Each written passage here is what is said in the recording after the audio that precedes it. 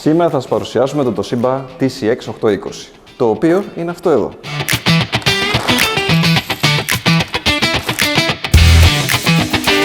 Πάμε να το δούμε λοιπόν πώς είναι πραγματικά.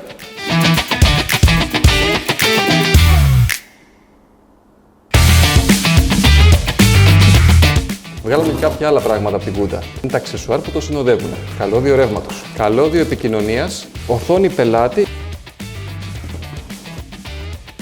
Για αρχή, η οθόνη μπορεί να πάει τελείως κάθετα ή τελείως πίσω, ανάλογα πώς βολεύει το κάθε χώρο και το κάθε μαγαζί. Έχει ενσωματωμένα τα κουμπιά της φωτεινότητας για την αυξομοίωση, το on-off και το χαρακτηριστικό λεντάκι. Έχουμε το κατάκι των θυρών, το οποίο απελευθερώνει και μας δίνει τις θύρες.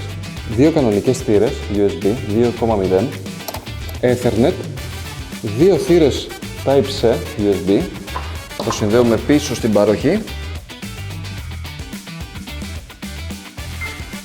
Όπως είδαμε λοιπόν, ανοίγει πάρα πολύ γρήγορα. Αυτό οφείλεται και στον επεξεργαστή που φοράει, που είναι πλέον 13ης γενιάς και ανήκει στην ομάδα Core 3. Τώρα πάω μία από εκεί να δούμε και τα υπόλοιπα. Συγχρονισμένος στα 1200 GHz. Συνδυασμένος με τη 16 GB μνήμη DDR5. Windows 11 ενσωματωμένα. Σκληρός δίσκος 256 GB. Εννοείται ότι παίρνει και αναβάθμιση. Εδώ όμως θα δείτε ότι έχει κάποιες κρυφές υποδοχές στο κέντρο και στα πλαϊνά, όπου μπορούν να μπουν μαγνητικός αναγνώστης και στο κέντρο να μπει δεύτερη οθόνη, η οποία θα είναι ή δίγραμμη ή κανονική LCD. Ευχαριστούμε που παρακολουθήσατε το βίντεο μας. Αυτό ήταν το σημερινό unboxing. Αν θέλετε, κάντε ένα like και ένα subscribe στο βίντεο μας. Μας βοηθάει πάρα πολύ. Και τα λέμε λοιπόν στο επόμενο unboxing.